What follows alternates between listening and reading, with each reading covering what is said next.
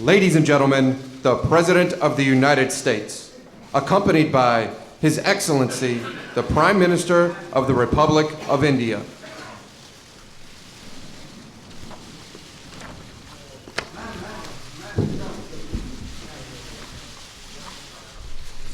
Please be seated. Hello, everybody. Namaste. I am very pleased to welcome Prime Minister Singh to the White House on this, the first official visit of my presidency. As I said earlier, this reflects our admiration for the Prime Minister's leadership, the deep bonds between the peoples of the United States and India, and the historic opportunity we have to strengthen and broaden the partnership between our nations. India today is a rising and responsible global power. In Asia, Indian leadership is expanding prosperity and security across the region. And the United States welcomes and encourages India's leadership role in helping to shape the rise of a stable, peaceful, and prosperous Asia. Beyond Asia, as the world's largest multi-ethnic democracy, as one of the world's fastest-growing economies, and as a member of the G20, India will play a pivotal role in meeting the major challenges we face today. And this includes my top economic priority, creating good jobs with good wages for the American people. So I believe that the relationship between the United States and India will be one of the defining partnerships of the 21st century. And this visit underscores the strengthening of that partnership, which I hope will continue throughout my presidency. That's why I've made it a priority to broaden the cooperation between our nations. My administration's commitment to India can be seen in our new strategic dialogue, which addresses the full range of challenges and opportunities before us. And I'm pleased that we're joined today by the co-chairs of our dialogue, Secretary of State Hillary Clinton and Foreign Minister Krishna. And our commitment to India can be seen in my personal partnership with Prime Minister Singh. We worked together on economic matters at our G20 summits in London, in Pittsburgh, as well as L'Aquila. I consider him a wise leader who has helped unleash India's extraordinary economic growth. He is a man of honesty and integrity. I respect him and I trust him, and I have happily accepted his gracious invitation to visit India next year. Now, this spirit of friendship infuses our very productive discussions today and is the reason we've made so much progress in recent years. We agreed to strengthen the economic recovery and expand trade and investment so we can create jobs for both our peoples, Americans and Indians. Indian investment in America is creating and sustaining jobs across the United States. The United States is India's largest trading and investment partner.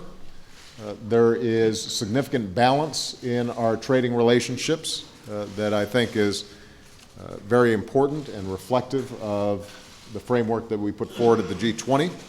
And to sustain this momentum, we're creating new initiatives to promote trade, investment, and technology cooperation, especially among our small and medium-sized businesses that create most of the jobs here in the United States. I reaffirmed to the Prime Minister my administration's commitment to fully implement the U.S.-India Civil Nuclear Agreement, which will increase American exports and create jobs in both countries.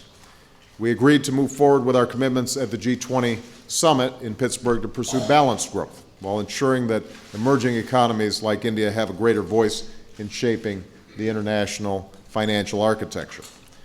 We've made progress in confronting climate change. I commended the Prime Minister for India's leadership in areas like green buildings and energy efficiency, and we agreed to a series of important new efforts, a clean energy initiative that will create jobs and improve people's access to cleaner, more affordable energy, a green partnership to reduce poverty through sustainable and equitable development, and a historic effort to phase out subsidies for fossil fuels. With just 2 weeks until the beginning of Copenhagen, it's also essential that all countries do what is necessary to reach a strong operational agreement that will confront the threat of climate change while serving as a stepping stone to a legally binding treaty. And to that end, Prime Minister Singh and I made important progress today. We reaffirmed that an agreement in Copenhagen should be comprehensive and cover all the issues under negotiation, We resolved to take significant national mitigation actions that will strengthen the world's ability to combat climate change. We agreed to stand by these commitments with full transparency through appropriate processes as to their implementation. All this builds on the progress that we made in Beijing, and it takes us one step closer to a successful outcome in Copenhagen.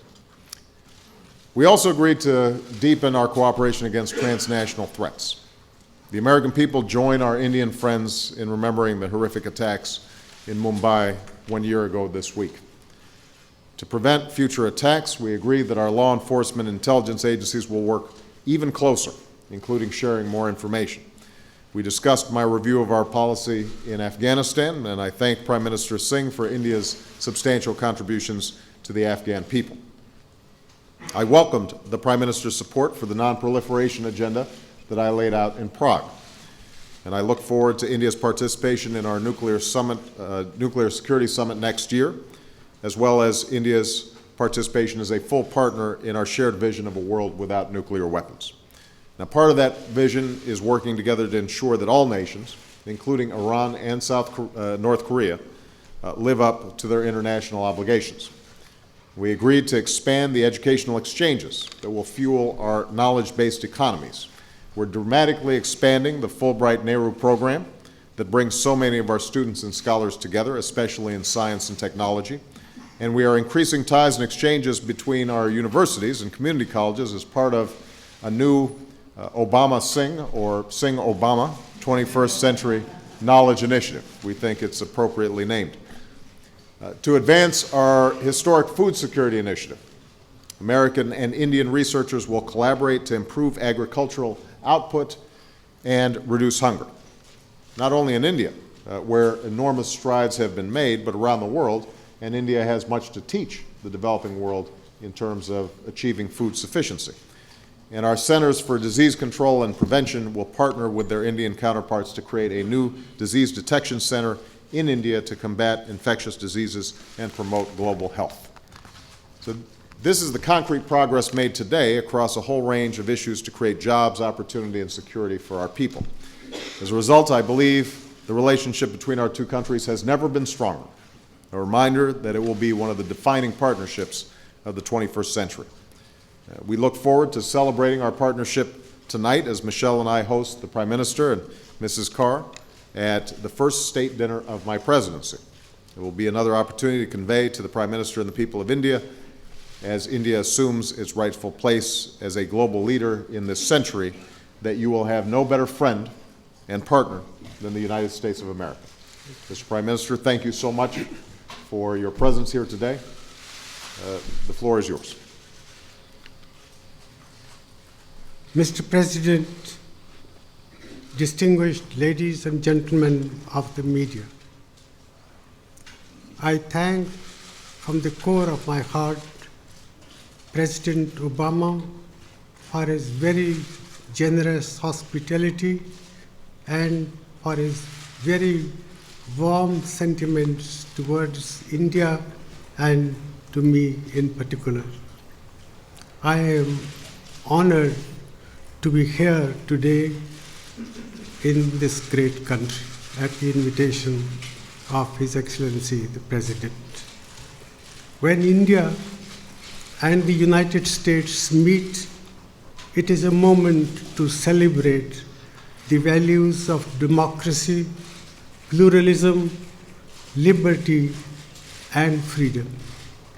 Today, we have done that and much more. In our discussions today, we reaffirm the importance of our relationship and decided on future steps to enhance our strategic partnership. We have agreed to further intensify our trade, investment, and economic cooperation in a way that creates jobs and prosperity in both our two countries and stimulates global economic recovery. We admire the leadership that President Obama has provided to stimulate and guide the G20 process that is now fully in place.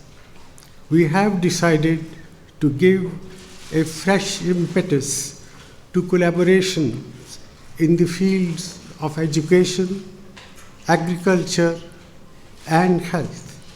We will deepen our ongoing cooperation in frontier areas of science and technology, nuclear power, and space. This will open new opportunities for our universities and laboratories and create human capital to meet the global needs of the future. We had a very constructive exchange of views on strategic issues. Our defense cooperation is progressing well. We agreed on the early and full implementation of our civil nuclear cooperation agreement. Our strategic partnership should facilitate transfer of high technologies to India.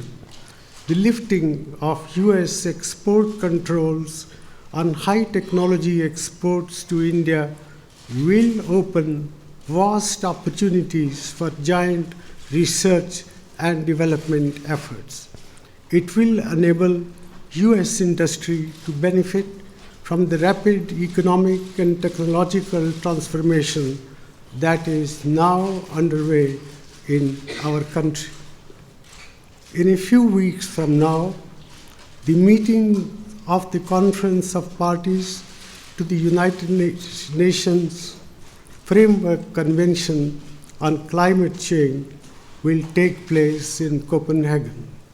Both President Obama and I have agreed on the need for a substantive and comprehensive outcome, which would cover mitigation, adaptation, finance, and technology. We reaffirmed our intention to work to this end bilaterally and with all other countries. We welcome the President's commitment to a major program for promotion of renewable energy, and I drew his attention to India's own ambitious National Action Plan on Climate Change, which has 8 national missions covering both mitigation and adaptation. Just as we partnered each other in the shaping of the knowledge economy, we have the opportunity today to become partners in developing the green economy of the future. I underlined India's desire to benefit from clean and energy-efficient technologies from the United States. Our partnership will contribute to global efforts to combat climate change and achieve energy security. We had a detailed discussion on important regional and global issues. We agreed that the Indo-US partnership was important for addressing the challenges of an increasingly interdependent world that we live in. The global economic crisis has brought home the fact that our prosperity is interlinked.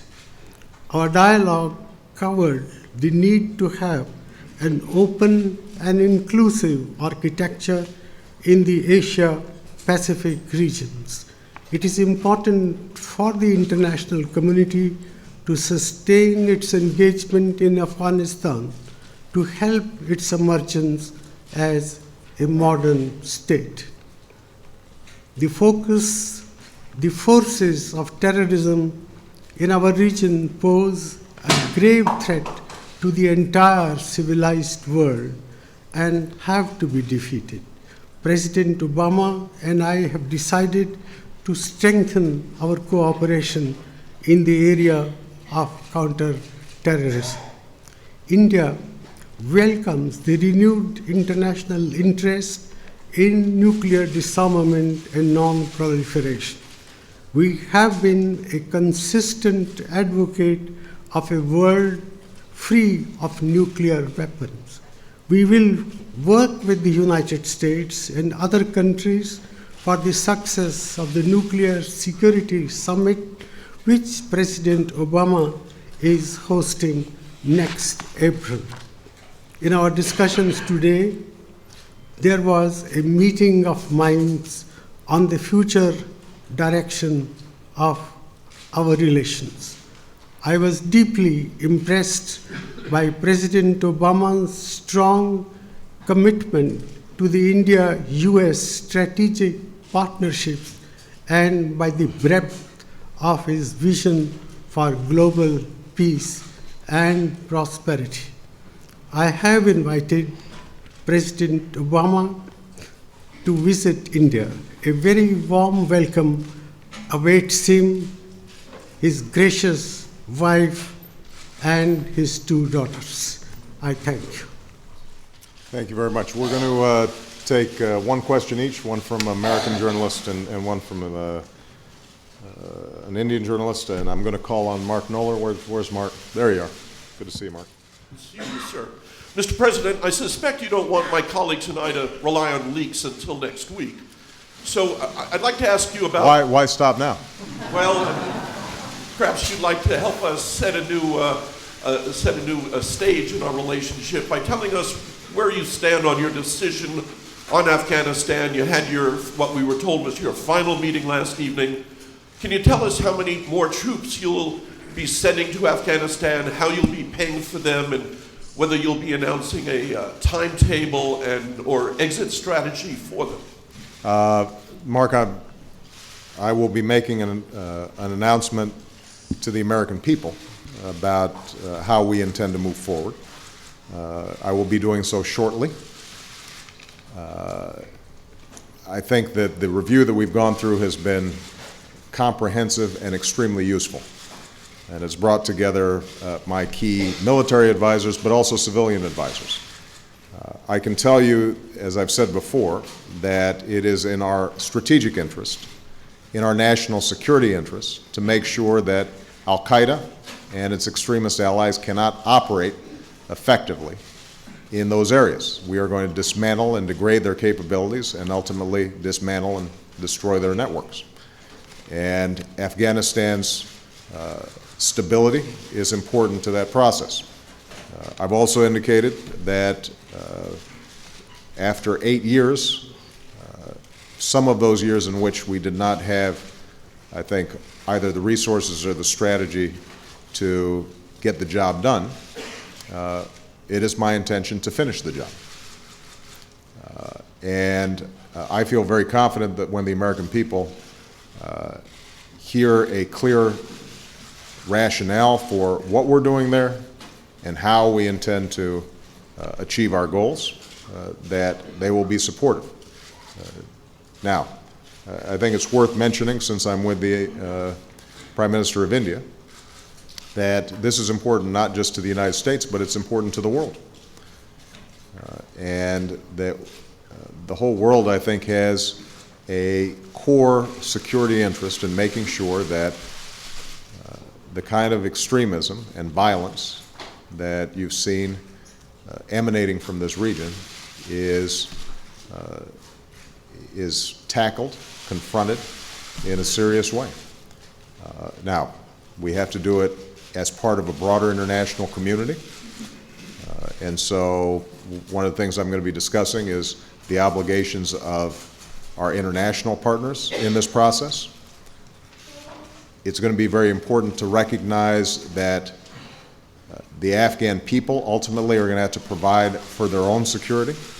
And so we'll be discussing that process whereby Afghan security forces are properly trained and equipped to do the job. And it's going to be important to recognize that in order for us to succeed there, you've got to have a comprehensive strategy that includes civilian and diplomatic efforts. So I think that's a sufficient preview to last until after Thanksgiving, Mark. Tuesday evening, sir? After Thanksgiving. And I'm sure that at that point, if there are further questions, that we'll be answering them to the satisfaction, not just of you, but to the satisfaction of the American people. Ms. Samita Prakash. So my question to you, would you term India and the US as natural allies, especially in the sphere of combating terrorism in our region? Because there is a perception in India that the military aid that you give Pakistan is misused against India, and it is really the epicenter of terrorism. Did this issue come up in your discussions with the Prime Minister? And would you be pressurizing Pakistan to get its act in order? And to the Prime Minister, I'd like to ask, when is the nuclear deal really going to go on the road? Well, first of all, I think that the United States and India are natural allies, not just around counterterrorism issues, but on a whole host of issues. As we discussed earlier, we're the world's two largest democracies.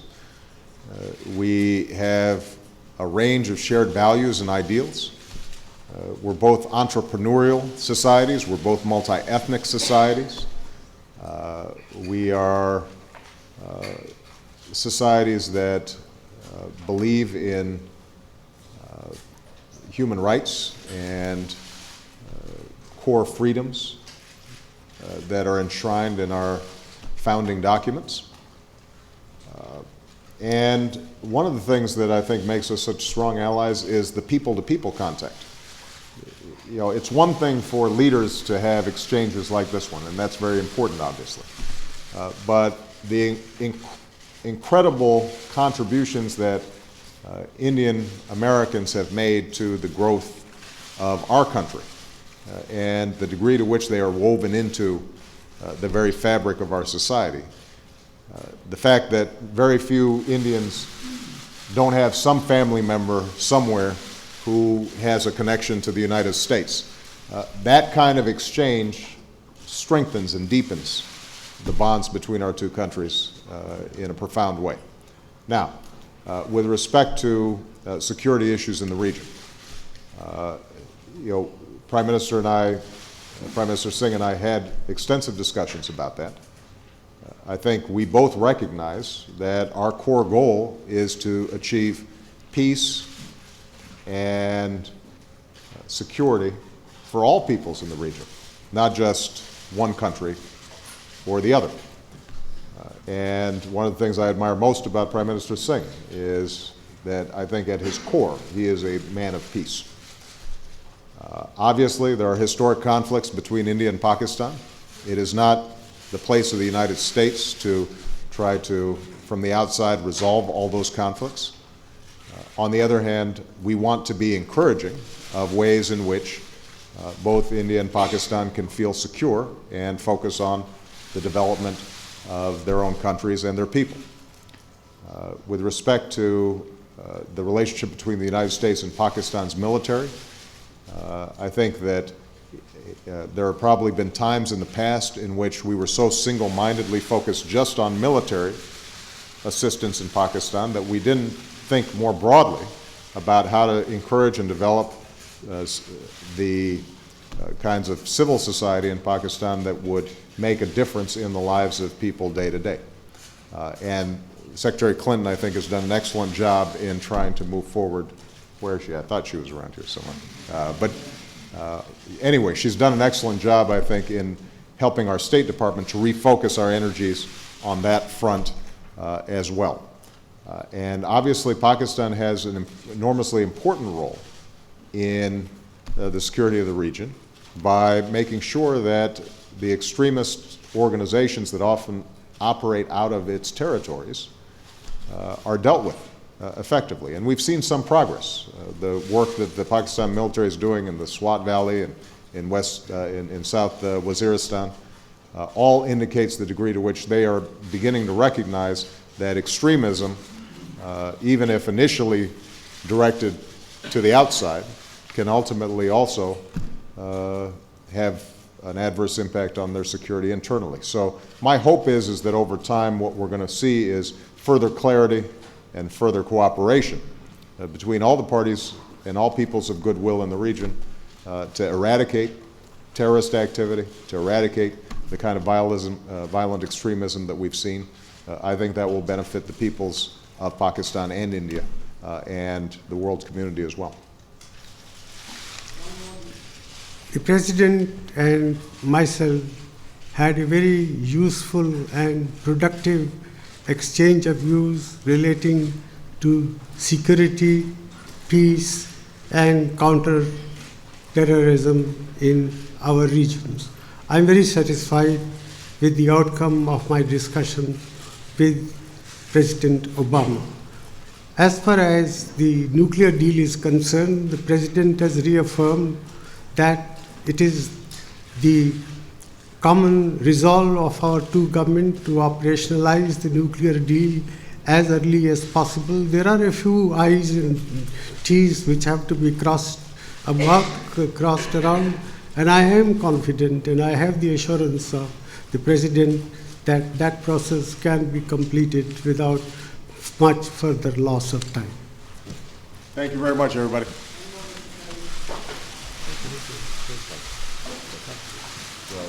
I'll walk you down.